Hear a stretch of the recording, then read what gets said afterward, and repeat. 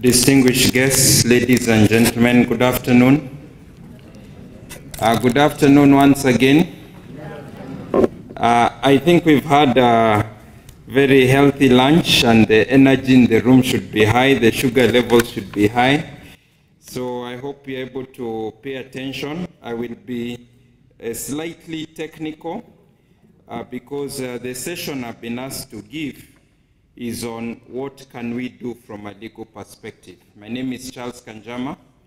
I'm an advocate and senior counsel, and this is an organization that is in the process of setting up chapters in various African countries to bring together Christian professionals with the idea of promoting values of respect for life, family, religious freedom, and good governance. And I'm delighted to have been invited here to talk about this Samoa Treaty and what we need to do. And I've divided my presentation into three parts. First, I will give a background. We've talked a lot about the treaty, but I think it's important we remind ourselves how we got here. Second, I'm going to talk about the law of treaties and this business of reservations, amendments, and all that. And finally, I want us to see how can we apply it to this Samoa Treaty. And I would like, as you're having this presentation, you look at your folders. There is this very nice document that was put in all our bundles by Family Watch International. And this document of Family Watch International is one of the documents that have been generated by several pro-family organizations, highlighting the areas of greatest concern in the Samoa Treaty, and also giving recommendations of what African states can do about it. So keep that in mind as we go through this presentation. The first thing I would like to say as a kind of like background is that the journey of trade between the nations of Africa, the Caribbean, the Pacific states, and the European Economic Community began in 1975 with the first Lome Convention. And there were 4 treaties that kept being signed and adopted into law from 1975 to 2000. And the whole idea was that the European Union countries, initially they were the European Economic Community, were so many of them, they didn't want to enter into individual trade agreements with each country in Africa. And the countries in Africa, as well as Caribbean and Pacific, had economic or trade relations with the European Union because of the history of colonialism. And so there were 2 principal ideas behind the Lome Treaty or Convention. One was to give preferential trade access to goods from Africa into the European Economic Zone. And the second was to create a framework whereby we could get aid, development assistance from the European countries to the countries of Africa, Caribbean, and Pacific. And this actually happened for 25 years until 2000, when after the 4th Lome Treaty was expiring, the countries negotiated now the Cotonou Agreement. And in the Cotonou Agreement, which came into force in 2003, the scope of the relationship was expanded. It was not just trade. They spoke about development, sustainable development. They spoke about kind of like political engagement. So there was a beginning of expansion of the reason for this treaty. And in 2005, driven by the European Union, because it was now European Union, there were further amendments to the Cotonou Agreement that became called the Luxembourg Amendments that were implemented and came into effect in 2008. And the idea was to add to economic sustainable development, which brings in an aspect of human rights and rule of law, and also to add the idea of political cooperation. And from 2008 until 2023, when the Samoa Treaty was signed, this arrangement is the one that has been governing our relationships. What is important about the Cotonou Agreement is that it creates a basic framework on top of which we can now have economic partnership agreements, so that each country or region, economic bloc in Africa can negotiate an economic partnership agreement on the anchor of the Cotonou Agreement. And the only countries that are not required to negotiate further EPAs are the ones that are classified by the World Bank as least developed countries that have automatic access to the European market. And what the European Union was now trying to do under Cotonou is to move from a stage of preferential access benefiting African countries to a stage of mutual preferential terms. In other words, not only will the African countries get preferential access to European markets, they are also meant to secure preferential access to European goods and services in the African market. So you can see already, as the Cotonou Agreement was being implemented, some of the benefits from the Lome Convention were already disappearing. It was becoming quid pro quo. You give me something, and then you also want something from me. But the European Union is the most developed economic integration bloc in the world. And they have gone very far towards political integration. They have numerous organs for political integration. They have a European Parliament, European Council of Ministers, and all that. And they found this useful for them when they come to international arena to operate like a super state. And so they started dreaming of a new agreement which would create an even more powerful super state with the European Union organs at the top of this pyramid, and then the countries of Africa, Caribbean, and Pacific kind of like as supporting countries, because they discovered that these agreements, the countries in this agreement, are more than 50% of the member states of the United Nations. A population of more than 2 billion people, and the European Union still has desires to recover its preeminence in the world stage, which was lost because of the wars to Soviet Union and the United States of America. So they still have that desire. So what has happened is that this Samoa Treaty is now the latest mechanism to assist them to get where they want to go. They are now creating a joint parliament with the African, Caribbean, and Pacific states that will be chaired by the European Union. They are creating a Council of Ministers, similar to what they have in the EU, but now with the African states. They are creating organs because they know how to work with these organs, how to work with the delegates from Africa, Caribbean, and Pacific who go there to push their agenda. And then, as this document makes it very clear, they are also creating commitments for African states, the ACP states, let's call them that, to align their international agenda, their international positions with those of the European Union. So while this treaty was being negotiated in 2018, a draft was presented to the European Parliament. And the EU Parliament said, we have some conditions for us to accept this new treaty. And one of the conditions, of course, was to expand the scope, as we have had, to cover various other areas: human rights and democracy, peace and security, human and social development, in addition to the economic development, environmental matters, and even matters of migration.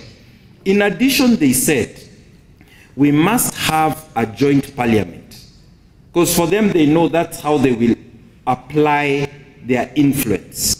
Because the few people from Africa who go for these parliamentary meetings will be overwhelmed by the European Union people financially, based on preparation, all the strategies that they have been using in their own sphere. They also insisted you must include reference to human rights, including sexual and reproductive health and rights. This was in the document that they shared with the European Union negotiators. And that is why the document that we have has all these problems that have been identified by Family Watch. It is not that the European Union organs have been secret about what they intend to do. They have been speaking openly in their forums about their agenda for the ACP and the EU. So the challenge is that our African countries feel, our ACP states feel that without a trade treaty, because the Cotonou agreement was lapsing, in fact it had already lapsed, it was extended until 2023, they will not be able to trade with the EU. And that is why some of the countries, many of the countries in Africa have already buckled under the pressure to sign the agreement. And the agreement has come into effect, or is coming into effect this year, provisional effect, which means not all the provisions, but some will only take place upon ratification. The ratification that is required to happen is by all the European Union countries, and for them their process of ratification is very smooth and very quick, and by 2/3 of the 79 member states of the ACP, of the Organization of Africa, Caribbean and Pacific States. The moment 2/3 ratify the treaty, it takes effect. Looking historically, previous treaties have taken effect within 2 to 3 years. This one was designed to have provisional effect within 2 months of signing, and then full effect after ratification. So we are in that middle situation where already the European Union is going to start implementing some of the provisions.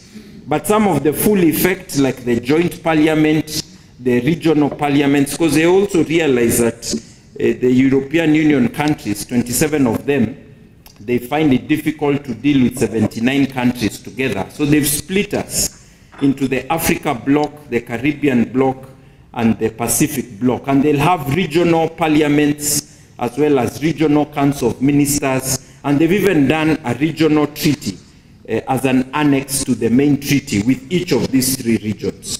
So that is a preliminary that I wanted to mention. I now want to come and deal with a specific topic that I was asked to come and talk about, which is the question of reservations, amendments, declarations, and so on. In 1969, under the aegis of the United Nations, the nations of the world adopted the Vienna Convention on the law of treaties. And the Vienna Convention is the one that governs how treaties are made. In addition to the Vienna Convention, the nations of the world generally, under the legal systems that they have adopted, are considered to either be dualist or monist nations. This is part of international law. And the Vienna Convention basically says that the moment you sign a treaty in good faith and with consent, you are bound by the terms of that treaty. This is what we call pacta sunt servanda. The treaty you sign is binding on you fully. So the process of the treaty becoming binding on you can follow a dual process or a single process. In some countries, for example, in Africa, most of the former French colonies are monist. When you have a monist state, the moment you ratify the treaty, it becomes part of the domestic law of that country. So if you're in Ivory Coast, you're in Cameroon, you're in Guinea, and the ACP-EU treaty is ratified, immediately it becomes part of the domestic law. The judges will apply the law. If you are in countries that are dualist, for example, many of the former British colonies are dualist, when you ratify the treaty, it becomes binding on the country at the international legal arena. But at the domestic level, the country can delay implementing because they need to have a treaty, sorry, not a treaty, an act of parliament to domesticate the international treaty. So the process of ratification will have different implications in different countries in Africa. And this is part of the law of treaties that was agreed at Vienna in 1969. In addition to that, depending on the treaty that the countries are signing, there can be two processes for getting bound by a treaty or a single process. It depends treaty by treaty.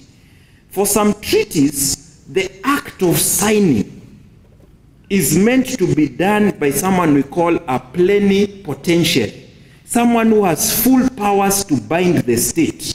And the moment you sign the treaty, it becomes binding. There is no second process.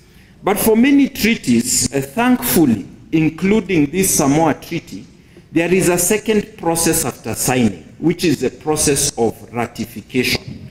So you sign, your ambassador signs at Samoa, and then after it has been approved using your domestic processes. For many countries in Africa, the domestic process is purely at the executive level. In some countries, it includes parliament, and parliament has to review the treaty. Once it is approved locally, you then send instruments of ratification to the depository. That is the entity that receives and manages the whole treaty administration. And that is the process of ratification. So as we are speaking right now, the Samoa Treaty is before cabinets, is before parliaments in several of your countries, is being processed. Several of the people who are processing it do not know what is in this document of Family Watch International. And it's not the only one. There are other documents explaining the concerns of this treaty. So the first job for the representatives who are here of the different nations in Africa is to blow the whistle, to sensitize those organs in our home state about the problems with this treaty.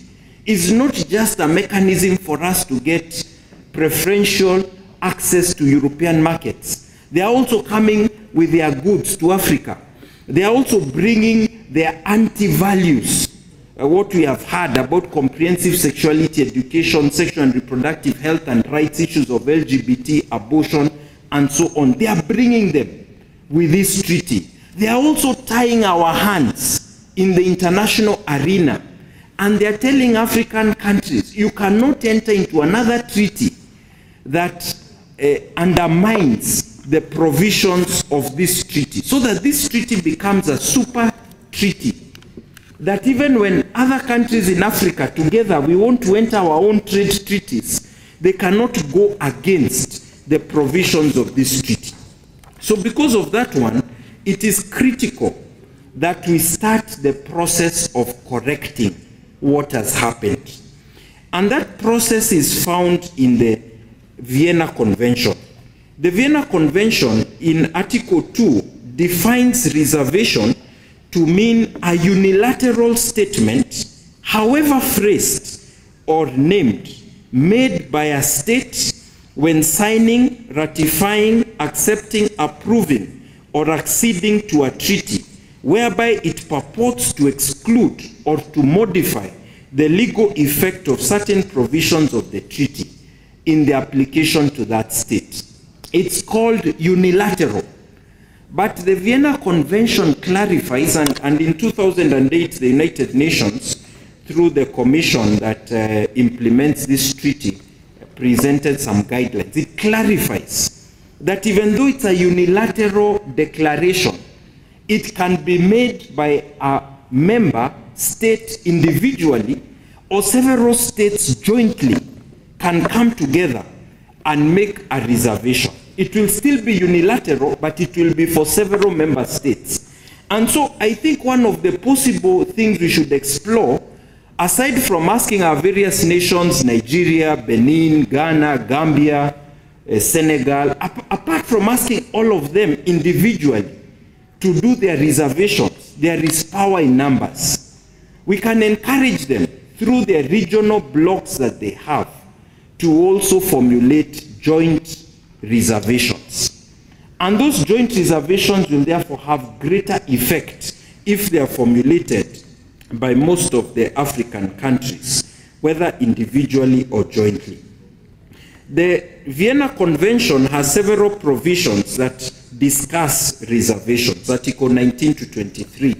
They say that reservations can be made unless there are three situations where you cannot make a reservation. A treaty can expressly prohibit a reservation. That's one. Number two, a treaty can partially prohibit reservations, can say that there are some provisions that cannot be reserved, and this should be done expressly. Importantly, the third situation that the Vienna Convention talks about is when a reservation is incompatible with the objects and purpose of the treaty. So even if the treaty has not expressly excluded reservations, there are certain aspects of a treaty that you will be deemed you cannot reserve against them because they are considered to be essential elements of the treaty. In the Samoa Treaty, there are two provisions that have been expressly declared to be essential elements, and that is Article 9 that deals with human rights, democracy, and the rule of law, and Article 18 that deals with weapons of mass destruction. And so the question is, Article 36, Article 40, that's where they are bringing in sexual and reproductive sexual and reproductive health and rights. That's where they are bringing in the question of comprehensive sexuality education, including for minors. Are we able to reserve against this? The answer is that it is not completely clear. It's not a total black or white situation. And that is why Family Watch in their document, they are concerned about the ability to reserve. But for myself, as someone who has dealt with these matters, I believe we can still reserve, so long as the reservations are done by several countries and not just by one or two. In addition to this one, when you make a reservation, another country can object to your reservation. And if they object to the reservation, then of course the matter will be determined by the depository body. But the Vienna Convention says that if a reservation is effective, that provision of the treaty will not apply to the countries that have done the reservation. So it modifies the treaty provision and application of the treaty to that particular country. In addition to reservations, the Vienna Convention has Section 3 that deals with interpretation of treaties.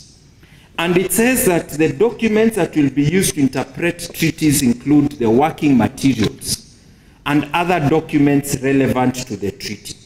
And this has given rise to the practice of making declarations, unilateral declarations, and they can be of two kinds.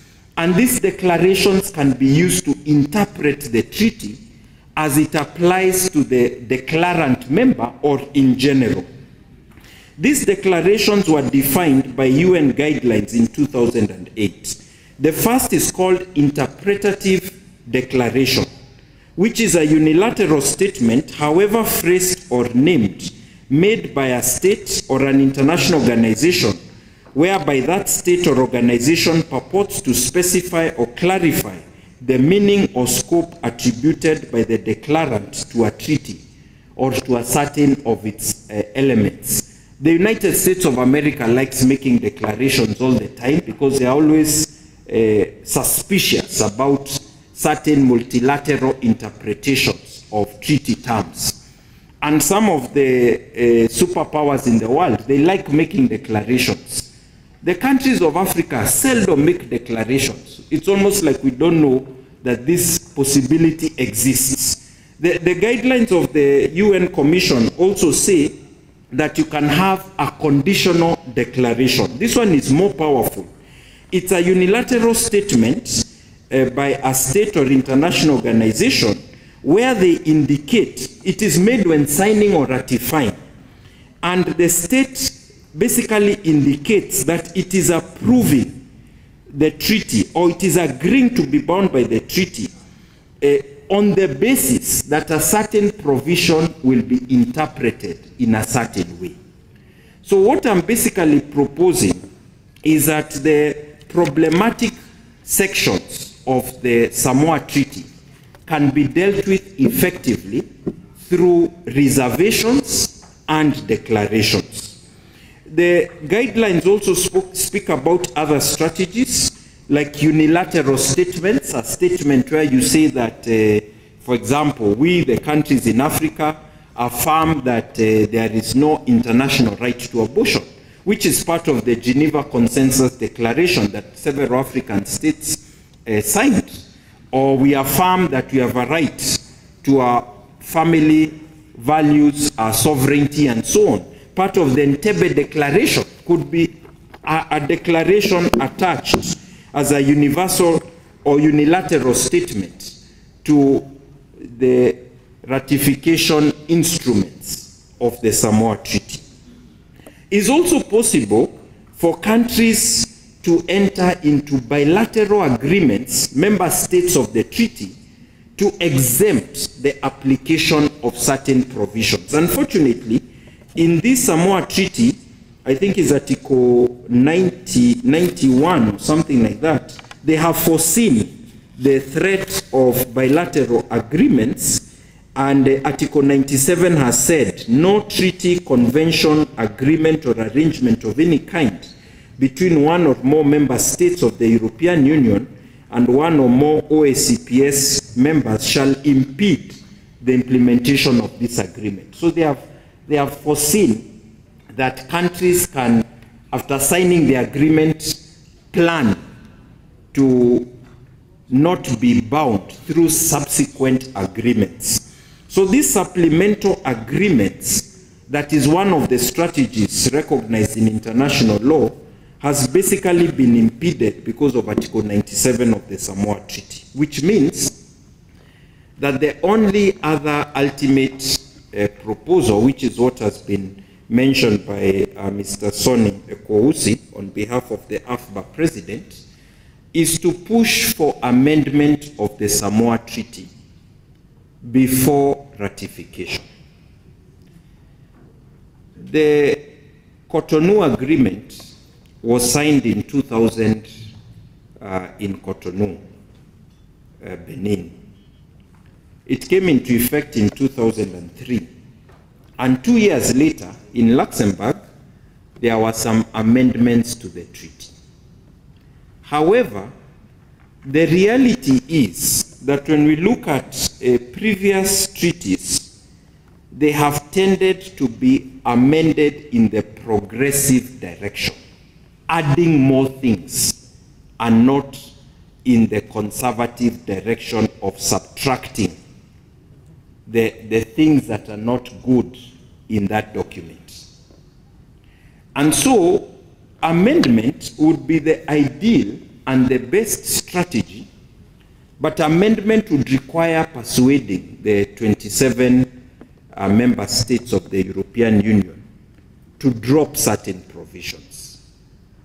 Honestly, the only way amendment would work is if the African countries and the Caribbean and Pacific countries decline or delay the process of ratification of the treaty and apply subsequent pressure to have the treaty renegotiated. If that does not succeed, and I think all those options should be considered in parallel, then the option of ratification with reservations and with the declarations has to also be considered. So I would like to conclude on this section by saying that we need to explore all these options concurrently. Delay ratification, at the same time come up with declarations, reservations, and unilateral statements, individually and jointly, that can tackle the challenges we are facing. So I did mention that I will say something very brief about this document, but because my time has gone, I request all of us to look at the Family Watch International document. Apart from the institutional challenges in terms of the structures that have been put in place, you have the challenges in terms of interpretation of euphemistic language. Euphemistic language means you will not find the word abortion. You will not find LGBT in the Samoa Treaty. And that is why when we go back to our countries and we try to blow the whistle, sometimes we meet people who are a bit skeptical. The guys who are experts in the Ministry of Trade, they're saying, where is LGBT in this document?